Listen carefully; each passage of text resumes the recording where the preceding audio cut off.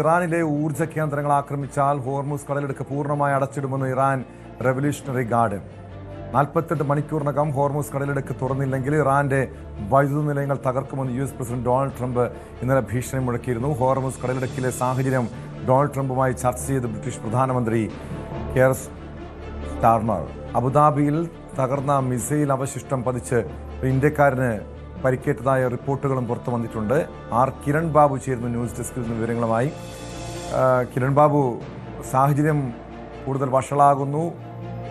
ട്രംപിൻ്റെ ഭീഷണിയെ ഇറാൻ തള്ളിക്കളയുന്നു. നിലവിലെ സാഹചര്യം എന്താണ്? നിലവിൽ പശ്ചിമേഷ്യ അനിശ്ചിതത്വമായി നിൽക്കുകയാണ്. ഏതെങ്കിലും തരത്തിലൊരു പരിഹാരത്തിലേക്ക് നീങ്ങുന്നില്ല എന്ന് മാത്രമല്ല, കൂടുതൽ പ്രകോപനപരമായ നിലപാടുകളാണ് അമേരിക്കയുടെ ഭാഗത്തു നിന്നും ഇറാന്റെ ഭാഗത്തു നിന്നും ഉണ്ടാകുന്നത്. 48 മണിക്കൂർ കാലാവധിയാണ് നൽകിയിരിക്കുന്നത് ഹോർമുസ് കടലിടുക്ക് തുറക്കാൻ വേണ്ടി. അത് ഇന്ന് അവസാനിക്കുകയാണ്. എന്നാൽ ഇറാൻ ഇതിനോട് ഒട്ടും ഇറാന്റെ പ്രതികരണം വളരെ രൂക്ഷമായ പ്രതികരണമായിരുന്നു ഇറാന്റെ ഭാഗത്തു നിന്ന്. ഒരു വേള ട്രംപിനെ പരിഹസിക്കുന്ന തരത്തിലുള്ള ട്വീറ്റുകളടക്കം ഇറാന്റെ ഭരണാധികാരികളുടെ ഭാഗത്തു നിന്ന് ഉണ്ടായിട്ടുണ്ട്. 48 മണിക്കൂറിനുള്ളിൽ ഈ ഹോർമുസ് കടലിടുക്ക് തുറന്നില്ലെങ്കിൽ ഇറാന്റെ ആണവ ഊർജ്ജ നിലയങ്ങളടക്കം ഇറാന്റെ വൈദ്യുത നിലയങ്ങളാകെ ബോംബിട്ട് തകർക്കും എന്നതായിരുന്നു അമേരിക്കയുടെ ഭീഷണി. എന്നാൽ ഇതിന് മറുപടിയായി ഇറാൻ പറഞ്ഞത് കുറെ കൂടി ടാക്ടിക്കലായ ഒരു ലൈനാണ്. അങ്ങനെയാണെങ്കിൽ അമേരിക്കയുടെയും സഖ്യകക്ഷികളുടെയും കുടിവെള്ളം ഞങ്ങൾ മുട്ടിക്കും എന്നാണ് പറഞ്ഞത്. ഗൾഫ് രാജ്യങ്ങളിലെ പ്രധാനമായും പല രാജ്യങ്ങളും കടൽ വെള്ളം ശുദ്ധീകരിച്ചാണ് ശുദ്ധജലം രാജ്യത്തിന്റെ ഉപയോഗത്തിനായി എടുക്കുന്നത്. ഈ ശുദ്ധീകരണശാലകൾക്ക് നേരെ, ഈ കടൽവെള്ള ശുദ്ധീകരണശാലകൾക്ക് നേരെ ബോംബാക്രമണം ഉണ്ടാകും, മിസൈൽ ആക്രമണം ഉണ്ടാകും എന്ന മുന്നറിയിപ്പാണ് ഇറാൻ നൽകുന്നത്. സ്വാഭാവികമായും ഈ ഗൾഫ് രാജ്യങ്ങളിലെ പ്രധാനപ്പെട്ട രാജ്യങ്ങളെയൊക്കെയും ആശങ്കപ്പെടുത്തുന്നതാണ് ഇറാന്റെ ഈ നീക്കം. അതോടൊപ്പം തന്നെ ലോക രാജ്യങ്ങളുമൊക്കെ ഈ വിഷയത്തിൽ പ്രതികരണം വന്നിട്ടുണ്ട്. റഷ്യയുടെ ഭാഗത്തു നിന്ന് ഹോർമുസ് കടലിടുക്ക് തുറക്കണം എന്ന് തന്നെയാണ് ഞങ്ങളുടെ നിലപാട്. പക്ഷേ ഇപ്പോഴത്തെ ലോക സാഹചര്യം അനുസരിച്ച് അക്കാര്യത്തിൽ തീരുമാനമെടുക്കാൻ കഴിയൂ എന്ന് ഇറാന്റെ കൂടി പക്ഷത്തു നിന്നാണ് റഷ്യയുടെ നിലപാട്. ജപ്പാൻ കപ്പലുകൾ കടത്തിവിടുമെന്ന് കഴിഞ്ഞ ദിവസം ഇറാൻ വ്യക്തമാക്കിയിരുന്നു.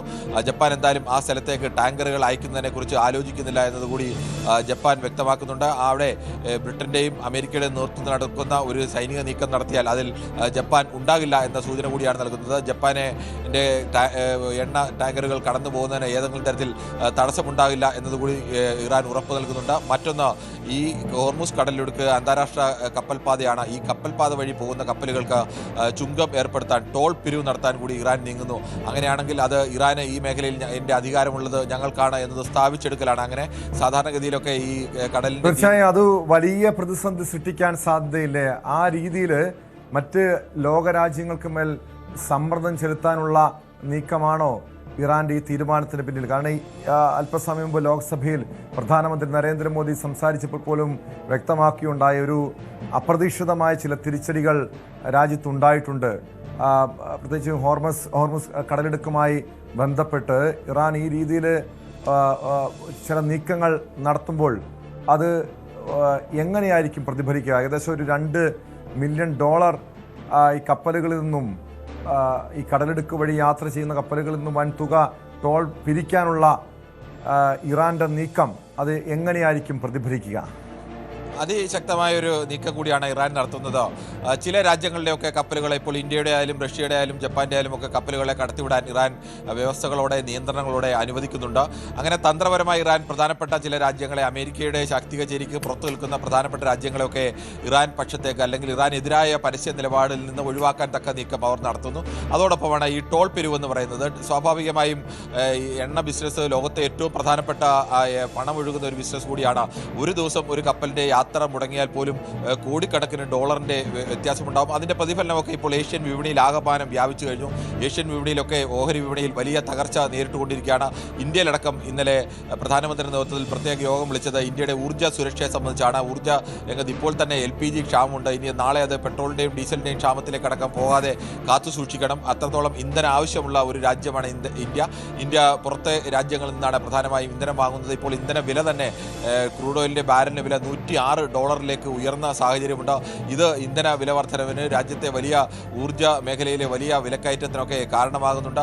മറ്റ് പല രാജ്യങ്ങളിലും സമാനമായ രീതിയിൽ ഇപ്പോൾ ഇന്ത്യയുടെ ഏകദേശം ഈ പശ്ചിമേഷ്യയുമായി ബന്ധപ്പെട്ട പ്രശ്നങ്ങൾ ഉണ്ടായ ശേഷം എയർ ഇന്ത്യയുടെ മാത്രം 2500ഓളം വിമാന സർവീസുകളാണ് റദ്ദാക്കേണ്ടി വന്നത്. വിമാന ഇന്ധനത്തിൻ്റെ വില കുത്തനെ കൂടി. അങ്ങനെ പലതരത്തിലുള്ള സാമ്പത്തിക പ്രതിസന്ധികൾ ഉണ്ടാകുന്നുണ്ട്.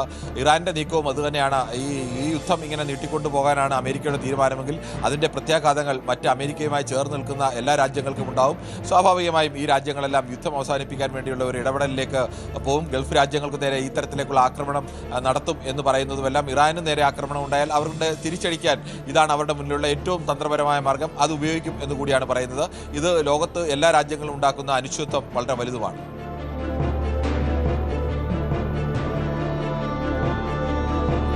വ്യക്തമാണ്. ആർ കിരൺ ബാബുവാണ് വിവരങ്ങൾ നൽകിയത്. വലിയ രീതിയിലുള്ള പ്രതിസന്ധികളിലേക്ക് ഒരുപക്ഷെ ലോകരാജ്യങ്ങൾ നീങ്ങിയേക്കും. ഇറാനും അമേരിക്കയും വിട്ടുവീഴ്ചയില്ലാതെ മുന്നോട്ട് പോകുന്നു. അമേരിക്കയുടെ ഭീഷണിയെ ഇറാൻ തള്ളിക്കളയുന്നു. ഇതിൽ ഏറ്റവും കൂടുതൽ ബാധിക്കുന്ന ഒരുപക്ഷെ ഇന്ത്യക്കാർ തന്നെയാകാം. ഇന്ത്യയിലെ നിരവധി ആളുകൾ, നിരവധി പ്രവാസികൾ ഈ ഗൾഫ് രാജ്യങ്ങളിലുണ്ട്. ഇറാനിലടക്കം ജോലി ചെയ്യുന്നുണ്ട്.